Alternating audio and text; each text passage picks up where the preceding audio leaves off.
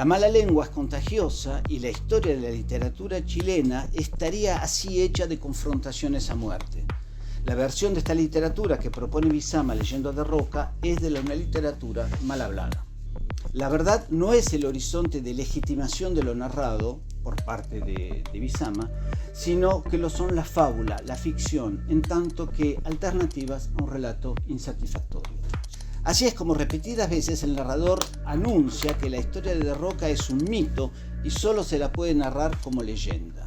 Bizama subraya a cada paso la pasión legendaria de la figura. En la primera cita, la silueta del poeta maldito ya estaba instalada y era pura carne y sangre. De Roca en sí era revelador entonces de una violencia latente, escribe Bizama, que cruzaba el mapa de Chile a sangre y fuego. Esa materia viva, esa violencia, llevan a una forma de perfección, de renovación radical, de superación.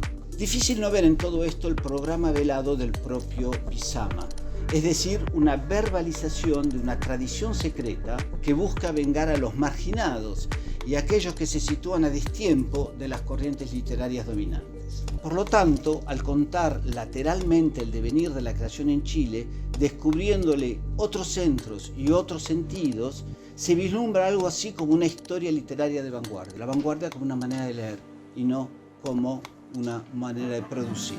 Se trata de crear vínculos con un pasado hecho de rabia, con un presente que exige redescubrir la rabia, para que otras lecturas, otros modos de pensar la historia, más libres, más fuertes, sean entonces concebibles.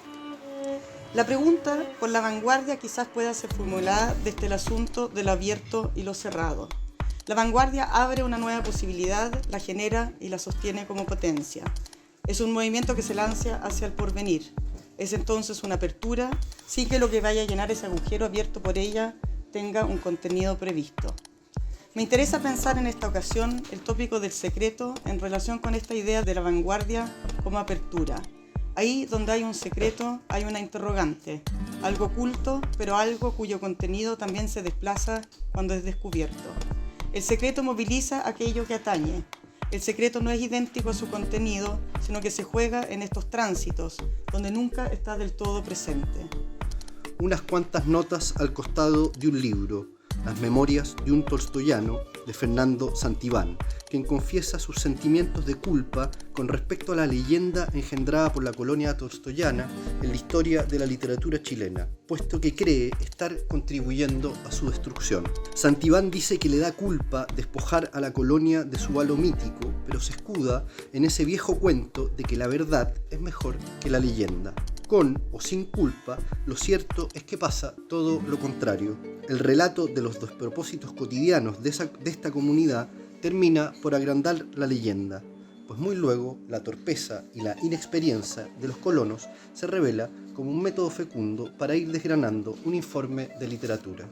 Cuando me llegó tu último texto, estaba leyendo un libro de una escritora joven, mapuche, nacida en Santiago de Chile, que me hizo sentir algo impreciso, podría llamarlo desazón. La escritora narra su infancia y adolescencia en una población marginal. Nos muestra a los y los demás escritores cómo es vivir al margen de la sociedad, de la literatura, del consumo, de las oportunidades y los privilegios. Cómo esta correspondencia nuestra, que no va a ninguna parte y a la cual podemos dedicarle tiempo, lecturas, como la vida regalada que lleva Dalmar en San Bernardo y los demás artistas y que Santibán recuerda muchos años después para escribir La Utopía, apuesta por la transparencia. Tú lo dices, la literatura no está hecha de buenas intenciones. El resentimiento, aunque es una pasión triste, es constitutiva del ADN de la literatura chilena hasta hoy. Pensar las vanguardias, pensar sus ires y venires por la historia literaria de los años 20 hasta la actualidad, pensar la cadencia de escrituras que devienen eco, que se sienten recursivas, pensar el tránsito y la migración de movimientos que no solo marcaron un tiempo a partir de las técnicas y recursos escriturales a los cuales llegaron, sino que fueron un parteaguas en la literatura con su espíritu crítico y bélico. Tengo la intuición de que la vanguardia para la literatura es ese espacio en torno al cual escritores y críticos, como sícuris contemporáneos, aún 100 años después, seguimos dando vueltas en una danza ritual. Cuando nos referimos a la instalación de la vanguardia en la literatura andina, no me limito ni al registro ni al repertorio de las vanguardias comúnmente tildadas de cosmopolitas, modernólatras, estetizantes, marcadas por la experiencia de lo nuevo y lo urbano. Cuando hablo de la vanguardia en el mundo andino, me refiero a aquella que en los años 20 del siglo anterior se desarrolló en Puno, ciudad altoandina peruana, y que, como veremos, está asignada por la raigambre cultural aymara y quechua, a la cual retornan compulsivamente los escritores andinos actuales. Primero parto por definir una manera de investigar cómo leer a Oliverio Girondo y sus rostros de la modernidad. La recepción crítica que se hace de las grandes obras de la literatura, y especialmente el periodo comprendido en las vanguardias históricas, constituye un ejercicio por buscar y relevar esas claves que admitieron la construcción de grandes y decidores textos en el corpus de la literario latinoamericano, y que son utilizados como recursos y claves históricas que están al servicio de esclarecer nuestros modos de leer. Oliverio Girondo no solo comparte sus inicios y reformas poéticas en la vanguardia, sino que el pacto que hace con su mayor instrumento de trabajo, el lenguaje, lo convierte en un crítico de los objetos y sujetos en el marco de un pensamiento que expone y critica aquellas escenas y caras de la modernidad. Así, la mirada sobre Girondo implica adentrarse en un mundo literario rápido y audaz, una mezcla entre lo moderno de aquello que hemos logrado y con ella misma un sinfín de espectáculos y diagnósticos propios del ser humano. Pero también este autor argentino se vuelve transversal en la conversación y renovación de las letras occidentales. En realidad, la historia que construye bajo la idea de un testimonio es un relato vivo y presente de la belleza contemporánea. 20 poemas para ser leídos en el tranvía, por ejemplo.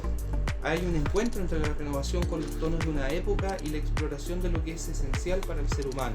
La presentación se llama La anarquista mística y la nueva obra de arte, estética vanguardista en Playa de Vidas, de Rosa Arciniega. Este libro de relatos fue publicado en 1940 en Colombia y, como se habrán dado cuenta, dista bastante de las fechas de la vanguardia peruana más conocida, no es muy posterior. El arte nuevo, hijo de una época de formidables estallidos, la guerra europea, la revolución rusa, las hambres alemanas, China, rusa y por último la revolución china, los grandes triunfos científicos que han multiplicado la actividad de la vida, borrando todos los kilómetros del mapa, desconcertando el sentido común y creando una filosofía. El arte nuevo tenía que ser un resultado fatal e impostergable.